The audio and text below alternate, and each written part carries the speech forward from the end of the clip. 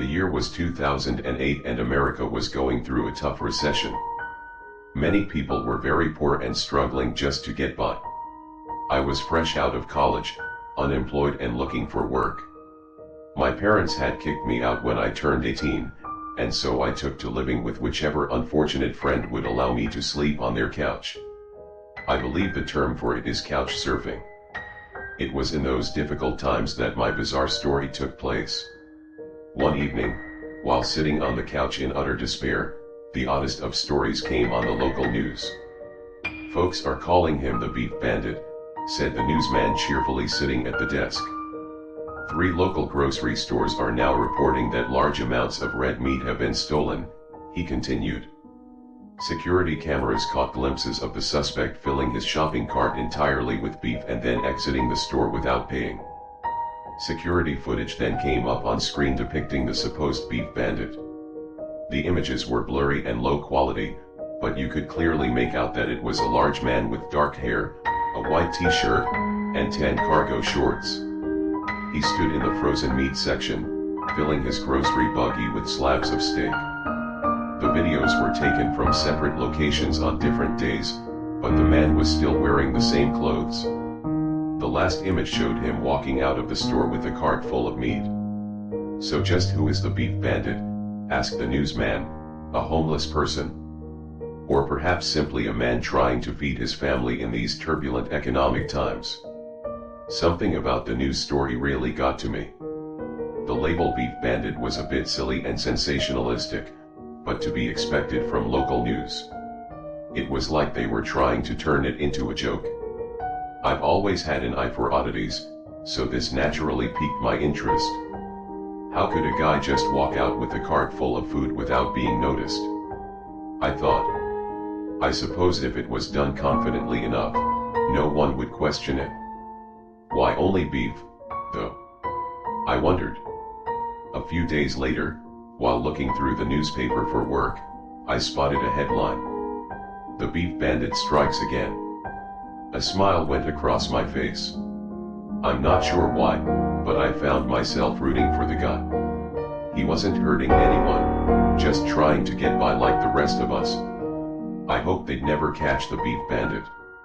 I began following the story, excitedly waiting for the next update to see where he went next or if he would ever be identified. Living on my friends' couches made me feel like a freeloader sometimes, so I tried my best to do chores around the house and make myself useful. I was terrified of getting kicked out again or burning all my bridges with those I've built up a friendship with since college.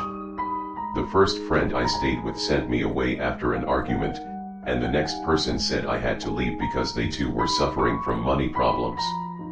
I felt like this time I was really on my last leg, so I did everything I could. This included going to the grocery store for them to pick up food. While at the store, in the frozen food section, I saw a familiar character approaching the aisle that I was standing in. A large man in a dingy white shirt was pushing an empty shopping cart towards me. That's when I came face to face with the man himself, the Beef Bandit. I was the only other person in the frozen food aisle. He paid me no mind, as if he didn't even see me. His expression was blank and defeated, and his eyes were almost dulled and empty. He went straight to work, piling stacks of red meat into his shopping buggy. I tried not to stare. I couldn't believe it was actually him. Seeing him right there, after hearing about him in the news for so long, was very surreal. I grabbed my carton of milk and began walking away.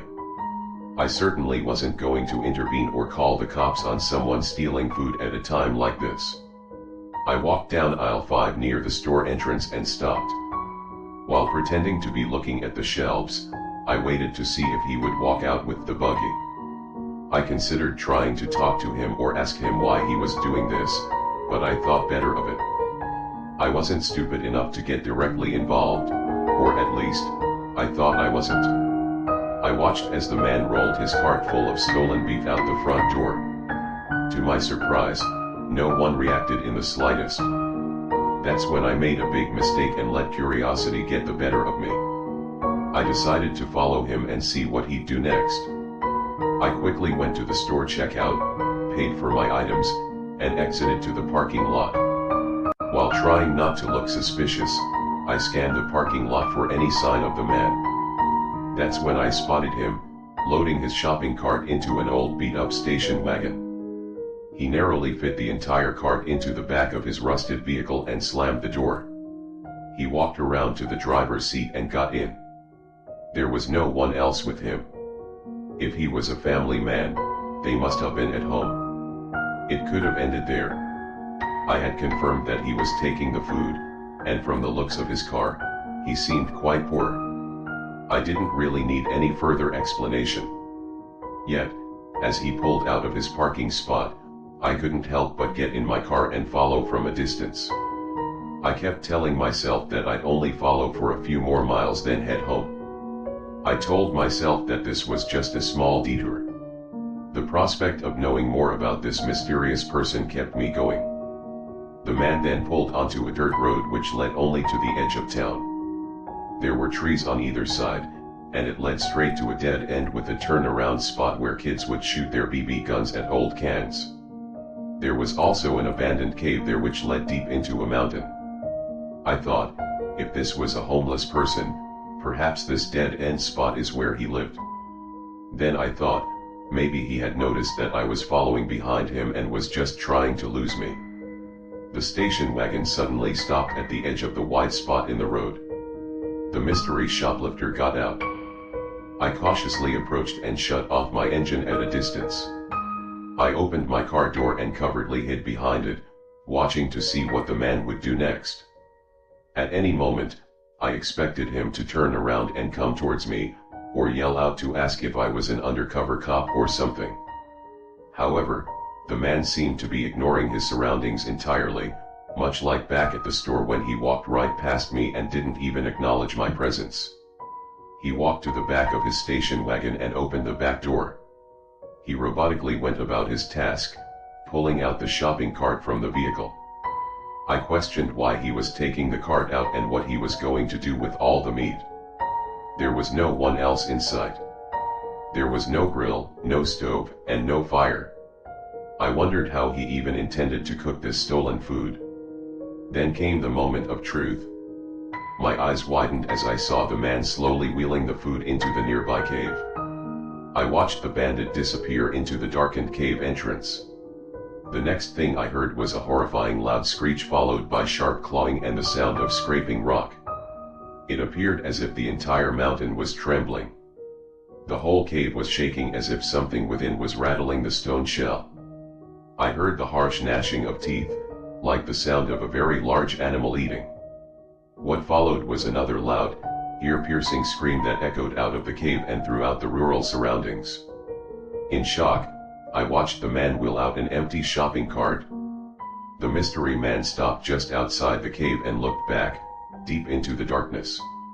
I felt the ground begin to shake violently like an earthquake. It grew louder and louder as the movement became more intense. Finally, I saw the creature emerging from the cave. It was huge, about twice the size of my vehicle. Shadows draped across it from the cave overhang. I was looking from a distance, but I could see that the beast looked starved and sickly. Its skin was the same shade as the rocks, perfectly suited to its environment. Its eyes were sunken, and bruised a dark purple. Its body was thin and elongated.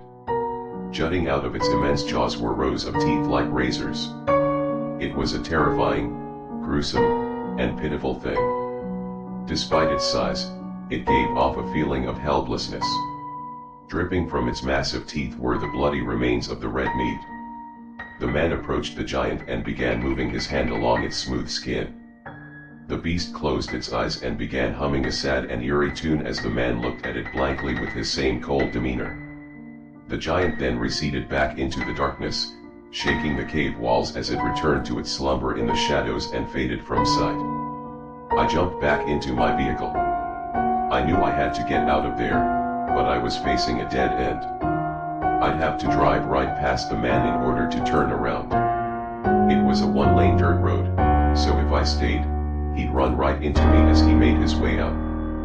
I sat there for a moment trembling, with my head in my hands. Then, Gaining my nerve, I turned on the engine and pulled forward, hoping that he wouldn't notice or think twice about someone turning around there. By this point, he was loading the buggy back into his station wagon. I nervously turned my car around in the wide spot. Out of the corner of my eye, I could see him looking straight at me with an almost zombified expression. I desperately hoped that he didn't know I saw anything. He stood there staring for a moment longer before shutting the back door and walking to the front of his vehicle. Dust flew up from the tires as I sped off without turning back to get another look. I never saw the Beef Bandit again, and there was never another story about him reported in the local media. To my knowledge, he was never identified. I eventually managed to find myself a job, and now I make enough money to not have to sleep on couches. Whenever I pass a homeless man, I always make sure to give him a 20 and tell him I've been there. I know how tough it can be, and you can never tell what people are going through. I don't know where the mysterious shoplifter is today, or what that thing was that he was bringing me to in the cave. It may sound weird for me to say, but wherever he is now, I hope he's alright, and I hope whatever he was feeding isn't still going hungry.